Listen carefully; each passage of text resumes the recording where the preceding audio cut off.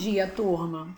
Hoje nós vamos falarmos um pouquinho sobre a Era Vargas, que é da unidade 2, tá? Coloquei alguns pontos, tá? Não estão todos aí, senão vai ficar muito grande para vocês poderem estar me ouvindo a explicação, tá? Mas tá na nossa apostila, tá? E eu acho que vocês vão gostar um pouco. Quando se fala segundo período da República Velha, nós estamos aqui falando sobre o período da República das Oligarquias, né, que foi por ser dominada pela aristocracia dos fazendeiros. Tá? Aqui na sucessão presidencial, eles alternavam-se presidentes paulistas e mineiros. A política do café com leite, ela foi um acordo firmado entre as oligarquias estaduais e o governo federal durante a República Velha, para que os presidentes da República eles fossem escolhidos entre os políticos de São Paulo e Minas Gerais. Portanto, ora o presidente seria paulista, ora seria mineiro. Desde os tempos do Império, a aristocracia cafeeira ela já dominava a vida política do país, né, de modo ao quê? A defender seus interesses econômicos. E durante os primeiros governos republicanos, os cafeicultores eles não participaram diretamente do golpe militar que proclamou a República, foram discriminados. Tá? E a influência política dos produtores de café só voltou a ser significativa foi a partir do terceiro governo republicano, tá? Que foi quando Prudente de Moraes, né, o primeiro presidente civil que assumiu a presidência. Esta é uma imagem, né, de Getúlio Vargas, ao centro, ele toma posse no Palácio do Catete, no Rio de Janeiro, em 31 de outubro de 1930. À esquerda de Vargas, sua esposa Darcy Vargas. A Revolução de 1930, ela iniciou-se após a Aliança Liberal, né, a adversária da oligarquia paulista, iniciar uma revolta armada que causou a deposição do Washington Luiz da presidência. Então, essa Revolução de 30, ela foi uma revolta armada organizada pelas oligarquias de Minas Gerais, Rio Grande do Sul e Paraíba contra o governo vigente. Onde também contribuiu a favor do movimento, né, e o desgosto popular em função da crise econômica de 1929 e o assassinato do político paraibano João Pessoa. Nas eleições presidenciais de 1930, né, no início de 1929, o Washington Luiz nomeou o presidente de São Paulo, Júlio Prestes, como seu sucessor. Então, essa medida foi apoiada por presidentes de 17 províncias. A indicação de Júlio Prestes, ela rompia com a alternância de poderes entre Minas e São Paulo. E, por isso, Minas Gerais, Rio Grande do Sul e Paraíba não deram suporte a Prestes. Onde que vocês podem observar nessa sarja, né, mostrando Getúlio Vargas derrubando, né, Júlio Prestes da cadeira presidencial. Então, essas províncias, elas se aliaram aos políticos de oposição e onde criaram a Aliança Liberal. E dessa maneira aí, os candidatos, eles se agruparam, né, foram o presidente do Rio Grande do Sul, Getúlio Vargas, e para vice o presidente da Paraíba, João Pessoa. Com isso, tudo parecia indicar a vitória de Getúlio Prestes, e assim aconteceu. Nas eleições realizadas em março de 1930, Júlio Prestes foi eleito com a grande maioria dos seus votos, tá? E Getúlio Vargas, né, diante dos resultados da Aliança Liberal, alegou, né, tendo fraude e rejeitou a validade das eleições. Aí acontece o assassinato de João Pessoa, tá? Pouco tempo depois. Em julho de 1930, João Pessoa foi assassinado pelo advogado João Dantas, tá? Em Recife, e acredita-se que o crime tenha ocorrido por razões pessoais e ligado à política paraibana, mas a morte do candidato a vice-presidente transformou-se em uma questão nacional. Então, nessa imagem, mostrando a notícia, né, no jornal, sobre a morte de João Pessoa, tá no Jornal do Brasil, no dia 27 de julho de 1930. E aí, onde acontece a indignação, né, toma conta, né, do país, mesmo sem apoio, o presidente Washington Luiz não pretendia renunciar ao poder. E assim, 3 de outubro, os militares liderados por Getúlio Vargas, tá, no sul, e Juarez Távora, no norte, convergem para o Rio de Janeiro. Ao chegarem na capital, forma-se a junta governativa pelos 3 ministros militares, Tasso Fragoso, Mena Barreto e Isaías de Noronha. Diante dos militares, o Washington Luiz declara que só sairia do cargo preso ou morto. Então, e mediante a isso, a junta governativa, ela o prende e leva ao Forte de Copacabana, onde permaneceria até novembro, e dali partiria para o exílio na Europa. Com isso, Getúlio Vargas tornou-se chefe do governo provisório com amplos poderes, revogando a Constituição de 1891 e governando, né, por decretos. Aí, da mesma forma, nomeou-se seus aliados para interventores, governadores das províncias brasileiras. O governo provisório de Vargas, né, foi os aliados de Getúlio, né, que esperava que o novo presidente convocasse eleições gerais para formar uma Assembleia Constituinte, mas o assunto era sempre adiado.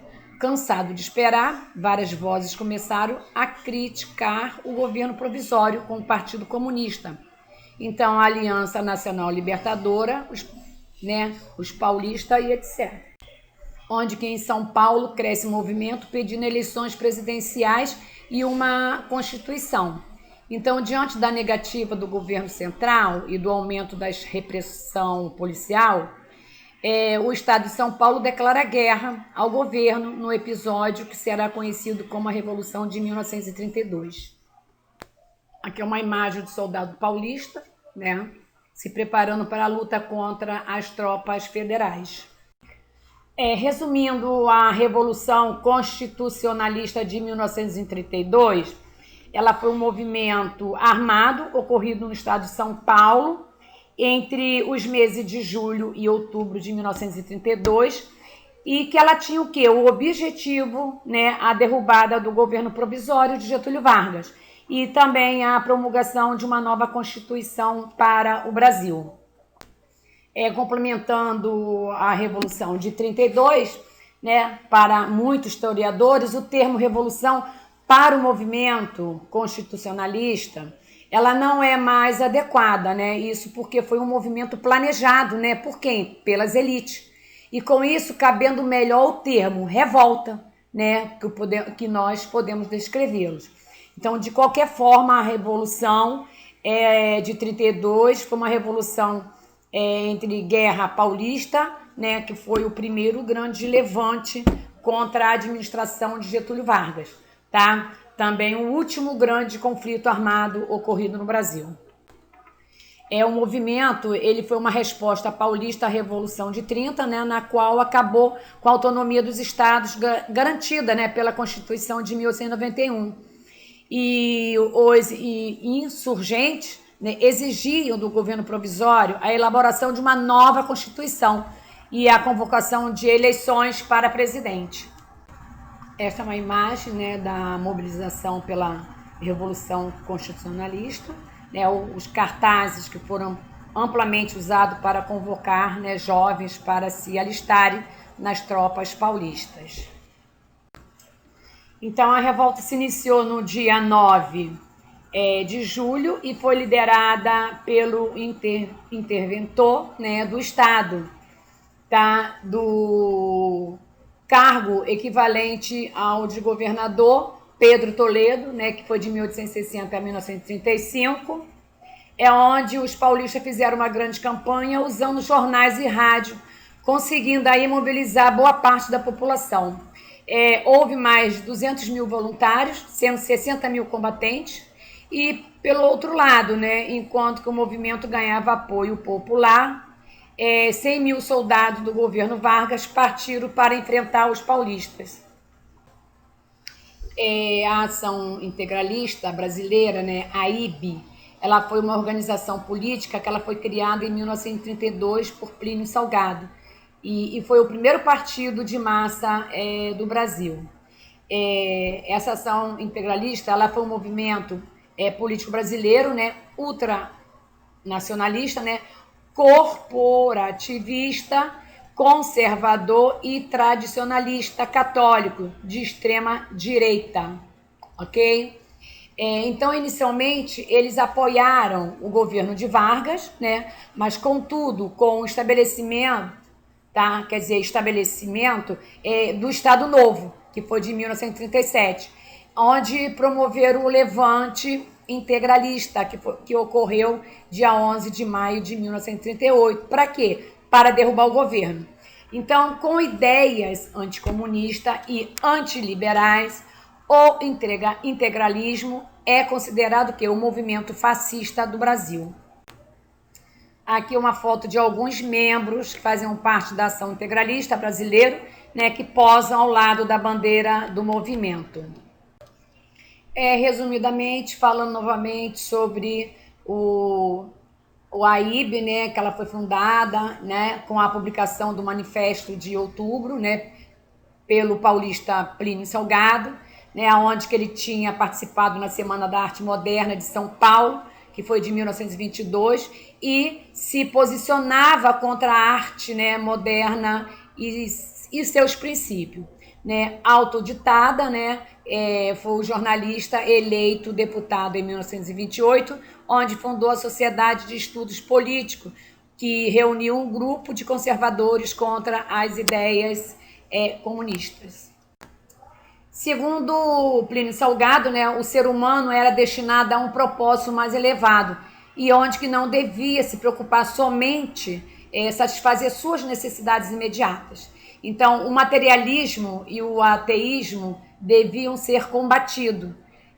Foi eleito deputado, né, para a Assembleia Constituinte de 1934 e, sendo mais tarde, se candidatou à eleição para presidente, mas esta foi suspensa devido ao golpe de 37 causado por Getúlio Vargas.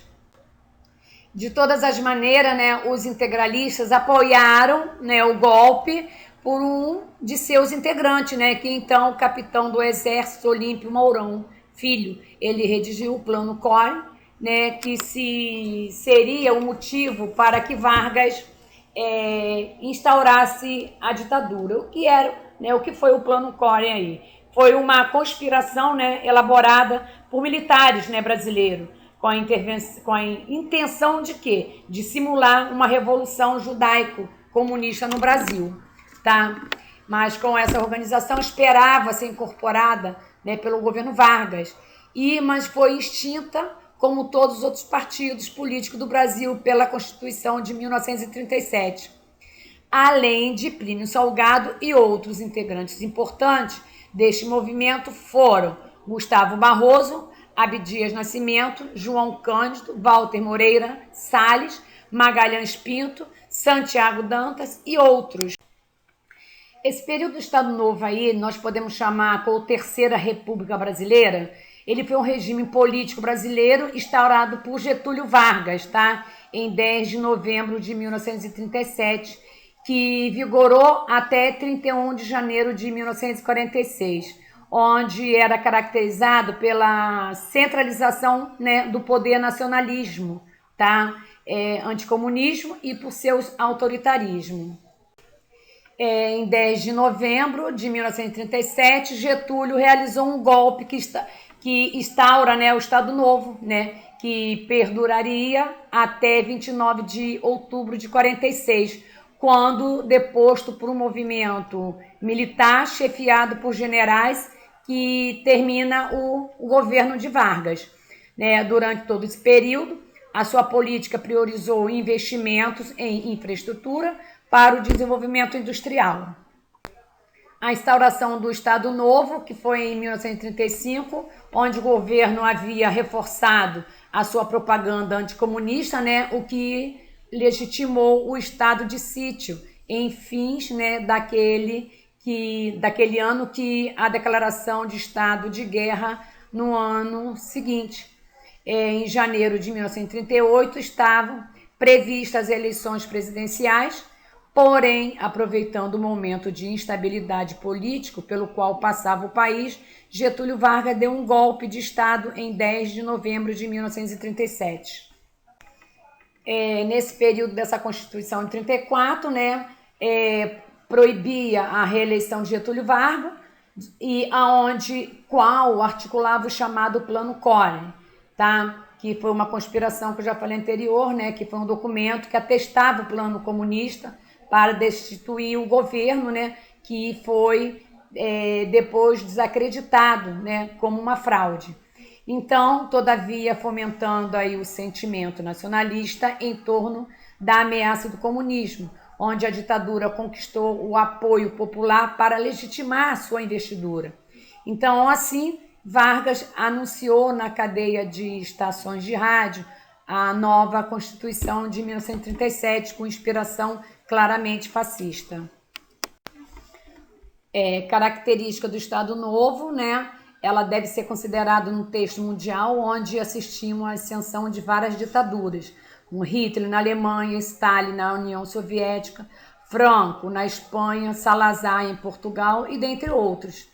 Então, podemos argumentar que o regime constitucional vigente ele perdera seu valor prático, tá? Provocando aí um estado de desordem, né, e irresponsabilidade.